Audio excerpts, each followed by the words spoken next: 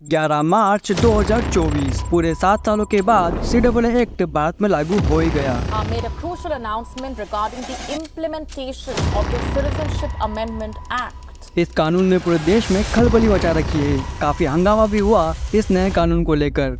Protests against the CAA continue in Assam. Students' bodies like the All Assam Students Union came out on the street in different parts of the state to protest against the implementation of the act.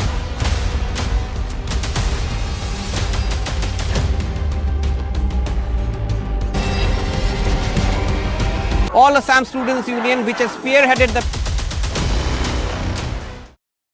क्या है CAA act? क्या चाहती है मोदी सरकार? क्यों ये इतने विवाद का विषय बना हुआ है और क्यों इसे लागू करने में 7 साल का टाइम लग गया? आइए जानते हैं कुछ सिंपल पॉइंट्स में। अगर सिंपल 2 लाइनों में CAA को समझाऊं तो CAA एक नागरिकता का कानून है जिसके हिसाब से 31 दिसंबर 2014 से पहले भारत में इन 3 मुस्लिम देशों अफगानिस्तान, पाकिस्तान और बांग्लादेश, इन देशों से निकाले गए नॉन मुस्लिम यानी पीड़ित हिंदू, सिख, ईसाई, जैन, पारसी और बौद्ध, इन धर्म के लोगों को भारत की नागरिकता दी जाएगी। ये था पूरा CAA एक्ट सिंपल 2 लाइनों में। अब आपको लग रहा होगा कि ये तो कितना अच्छा कानून है, फिर इसको लेकर इतना विवाद क्यों चल रहा है और क्यों इस एक्ट को लागू होने में 7 साल का टाइम लग गया। अगर कुछ सेकंड पहले आपने ध्यान से सुना होगा तो आपको पता चल ही गया होगा कि इस पर इतना हंगामा क्यों हो रहा है और कौन कर रहा है। अगर नहीं समझे तो आगे समझते हैं, लेकिन पहले ये जानते हैं कि CAA एक्ट की शुरुआत कैसे और कहाँ से होती है। साल 2016 में CAA को पेश किया गया था। इसमें 1995 के कानून में बदलाव किया जाना था, जिसमें भारत के 3 पड़ोसी देश बांग्लादेश, पाकिस्तान और अफगानिस्तान से आए गए गैर मुस्लिम लोगों को नागरिकता देनी थी। इसे संयुक्त संसदीय कमेटी को भेजा गया और कमेटी ने 7 जनवरी 2019 को इसकी रिपोर्ट सौंपी थी। गृह मंत्री अमित शाह ने 9 दिसंबर को इसे लोकसभा में पेश किया था। CAA संसद में 11 दिसंबर 2019 को पारित किया गया था। CAA के सपोर्ट में 125 वोट थे और 105 वोट इसके खिलाफ थे। 12 दिसंबर 2019 को इसे राष्ट्रपति की मंजूरी मिल गई थी। हालांकि राष्ट्रपति से मंजूरी मिलने के बाद भी देश के कई राज्यों में CAA को लेकर विरोध किया गया था।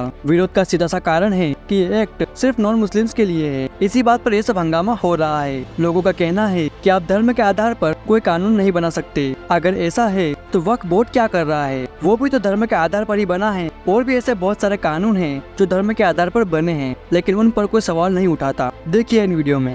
जो लोग कहते हैं कि रिलीजन के आधार पर भारत देश के अंदर कोई कानून नहीं बनना चाहिए, तो मुस्लिम पर्सनल लॉ बोर्ड कर क्या रही है? अलवा छीन रही है। वक्फ बोर्ड कर क्या रहा है? अलवा छीनने के लिए या सुतनी बनाने के लिए रखा हुआ है। अगर रिलीजन के आधार पर नहीं बन सकता है तो सबसे पहले वक्फ बोर्ड को तोड़ो, उसके बाद मुस्लिम पर्सनल लॉ बोर्ड को खत्म करो। जब कोई भी सिंधी समाज के परिवार जो कि पूरी तरह से लुप्त हो चुका है, पूरी तरह से समाप्त होने की कगार पर है, कोई महिला अगर प्रेग्नेंट होती है तो वो महिला प्राइवेट हॉस्पिटल्स के बिल्स अफोर्ड नहीं कर सकती है और सरकारी हॉस्पिटल्स के अंदर उसे एडमिशन नहीं मिलेगा जस्ट बिकॉज उसके पास सिटीजनशिप है ही नहीं। तो कहां से वो वहां पर एडमिशन लेगी और अपने बच्चे को जन्म देगी? या तो मिसकैरेज हो जाता था, या फिर बच्चे को मारना पड़ता था, या फिर खुद मर जाना पड़ता था। मुस्लिम राष्ट्र में मुस्लिम को तंग करने वाले अगर मुसलमानी है तो किसी अन्य मुस्लिम राष्ट्र में जा सकते हैं, लेकिन मुस्लिम राष्ट्र के अंदर हिंदू को तंग करने वाले अगर मुस्लिम है तो हिंदू, बौद्ध, सिख, जैन, ईसाई, पारसी कहां जाएंगे? इस प्रश्न का उत्तर मांग लीजिएगा। आप लोग सोच रहे होंगे कि मैं ऊपर क्या देख रहा हूं कि अल्लाह मियां कब हमारे लिए बिरयानी नीचे फेंकेंगे और हम लोग प्रोटेस्ट पे बैठेंगे। CAA आ गया ना, प्रोटेस्ट तो करना पड़ेगा। CAA देश का कानून है, इसको कोई रोक नहीं सकता और हम CAA को लागू कर रहेंगे।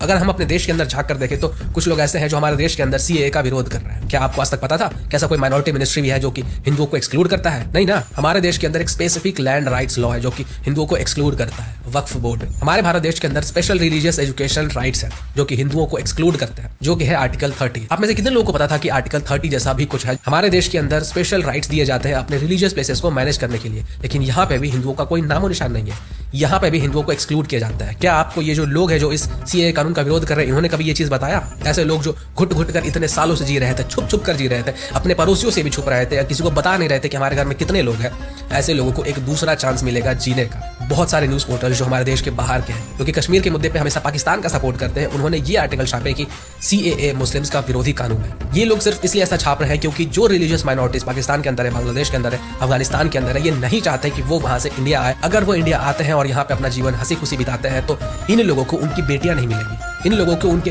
बहनें नहीं मिलेंगे, इन लोगों को उनकी पत्नियां नहीं मिलेंगी, जिनका इस्तेमाल ये लोग अपने आप को सेटिस्फाई करने के लिए करते हैं। जिनका बलात्कार ये लोग न जाने कितने सालों से करते आ रहे हैं। अगर वो लोग वहां से यहाँ आ गए तो उनका ये जो धंधा है वो चौपट हो जाएगा। देखा, फिर ये कहते हैं कि धर्म के आधार पर कानून नहीं बनाना चाहिए क्योंकि ये एक्ट सिर्फ 3 मुस्लिम देशों से आए लोगों के लिए है, क्योंकि उन्हें उन देशों से निकाल दिया गया था। उन देशों में नॉन मुस्लिम लोगों के साथ क्या क्या किया जाता है ये बताते बताते रूह कांप जाए। भारत में कितने ही मुसलमान अवैध तरीके से आकर रहते हैं। अगर इनके लिए कोई कानून नहीं होगा तो कितने ही लोग अवैध तरीके से आकर रहने लगेंगे। पहले ही तो ये लोग माइनॉरिटी का रोना गाकर सरकार की सभी स्कीमों का फायदा उठा रहे हैं और फिर हमारे देश के खिलाफ बोलते हैं। और मुझे ये बताने की जरूरत नहीं है कि इस देश में दंगे और आतंकवाद कौन फैलाता है। और सिर्फ हमारे देश में नहीं बल्कि दुनिया के किसी भी देश ने इन कन्वर्टेड मुस्लिम को शरण दी है उसके बाद उन देशों का हाल बुरा ही हुआ है। लेकिन ऐसा भी नहीं है कि सभी मुसलमानों को CAA से तकलीफ है। जो मुसलमान सिर्फ भारत को ही अपना देश मानते हैं वो तो CAA के साथ हैं और वहीं कुछ हिंदुओं को भी इससे तकलीफ है। अब इनको तकलीफ क्यों है ये तो यही जाने, जिनमें से एक ही तमिलनाडु के एक्टर विजय भी शामिल है। पता नहीं इनको क्या उड़ता तीर लेने का शौक है। इन्होंने कहा है कि CAA एक बेकार कानून है और इसको हमारे राज्य में लागू न किया जाए। क्यों भाई, तुम्हारे बाप चांद मियाँ को सिटीजनशिप नहीं मिली इसलिए? चलो इन्हें रोने देते हैं, क्योंकि इनसे ज्यादा अभी हमारे मोटा भाई की गाड़ी की नंबर प्लेट चर्चा में है, क्योंकि इसमें CAA तो है ही। अगर हम इन सभी नंबर को प्लस करते हैं तो टोटल होता है 11, यानी 11 मार्च जब CAA लागू हुआ था। मोटा भाई के स्वैग के लिए एक लाइक और एक सब्सक्राइब तो बनता है। CAA के बाद NRC भी लागू होने वाला है, उसके ऊपर भी अलग से वीडियो बनाएंगे, क्योंकि मैं एडिटिंग मोबाइल से करता हूँ और इतना सब एक वीडियो में नहीं बता सकता। और CAA एक्ट पे आपकी क्या राय है कमेंट में जरूर बताना, और अगर मैं कुछ बताना भूल गया हूँ तो वो भी आप बता सकते हैं। और इस वीडियो को लाइक करके चैनल को सब्सक्राइब जरूर करें।